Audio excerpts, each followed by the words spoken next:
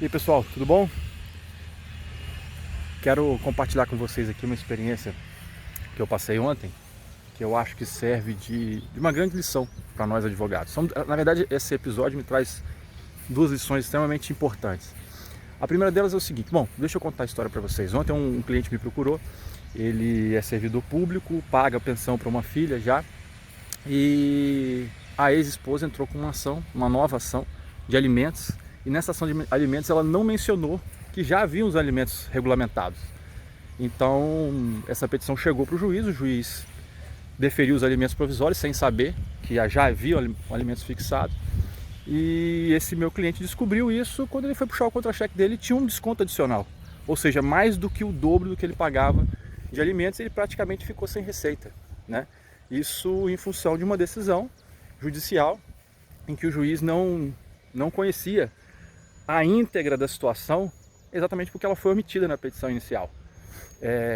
Muito provavelmente essa omissão se deu por conta da própria autora, que não contou isso para o advogado, no caso é o defensor público. Não acredito que o defensor público vá omitir isso de forma deliberada, porque não teria nenhum interesse financeiro com isso. Acho muito pouco provável que isso tenha acontecido. Bom, e qual é a primeira lição disso? Uma coisa que eu já até falei em um vídeo anterior. Nunca conte meia verdade para o seu advogado. Nunca conte. Porque o grande prejudicado pode ser você. Essa pessoa que contou uma meia verdade para o advogado dela e causou um dano ao meu cliente, ela será responsabilizada por isso, né? Provavelmente ela vai ser condenada por litigância de má-fé, vai sofrer uma ação de indenização por dano moral. Então nunca conte uma meia verdade. Não tente você fazer o filtro do que é relevante e do que não é relevante. Conte para o seu advogado. Ele vai filtrar o que é realmente importante para o processo e o que não é. Esse caso, esse episódio, o fato de existir uma pensão era extremamente importante para o processo e não foi mencionado. E causou um dano ao meu cliente, e essa pessoa que omitiu esse fato vai ser responsabilizada por isso. Lição número 1.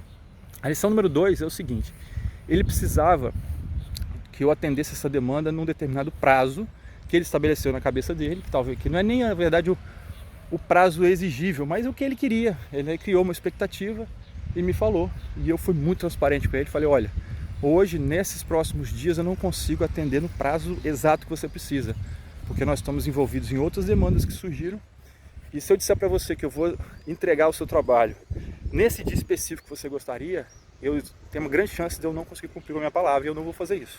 Eu posso te entregar no dia seguinte, serve para você? Ele parou, pensou, falou: tá bom, eu te espero, serve, tamo junto. E qual é a lição disso? Nós, advogados, precisamos parar de falar para o cliente aquilo que ele quer ouvir. A gente tem que falar para o cliente o que ele precisa ouvir. Porque se a gente fala o que ele quer ouvir, o problema se reverte contra nós no futuro. Por quê? Porque a expectativa dele muito provavelmente não será atendida se a gente fala o que ele quer ouvir. Agora, se a gente fala o que ele precisa ouvir, fala a realidade, ótimo. Se tiver algum problema, ele sabe qual é a realidade. E outra coisa, você tem que pensar que o cliente está com uma expectativa, ele está com uma necessidade. Às vezes você, por alguma situação, você pegou um trabalho grande no dia anterior e você não pode atender naquela expectativa. Então não engana o cara, não fala que você vai conseguir isso, uma coisa que você não consegue. Deixa ele livre para ele procurar um outro profissional que possa atender a expectativa dele naquele momento. Ele vai lembrar de você, vai lembrar que você foi honesto. Provavelmente no futuro, se ele precisar de alguma coisa, ele vai lembrar que tratou com uma pessoa íntegra, com uma pessoa honesta, que naquela circunstância infelizmente não pôde atendê-lo, mas que deu a ele a liberdade de correr atrás da solução do problema dele com outro profissional que às vezes vai conseguir atender no prazo que ele está precisando. Então isso é extremamente importante, não só para uma questão de integridade, né, de consciência, mas para você dar a liberdade para a pessoa procurar aquilo que está melhor ao alcance dela. E com relação às expectativas jurídicas, se você fala alguma coisa que é real, às vezes o cliente fica chateado. Eu já tive cliente que ficou chateado, que saiu do escritório chateado porque ele não ouviu o que ele gostaria de ouvir. E eu fazer o quê? Sinto muito, né? Eu prefiro que ele vá. Eu entendo que esse cliente é um cliente que não é um cliente para mim, porque o cliente que eu quero que trabalhe comigo, que ele confie em mim e que saiba que eu estou passando uma informação para ele segura.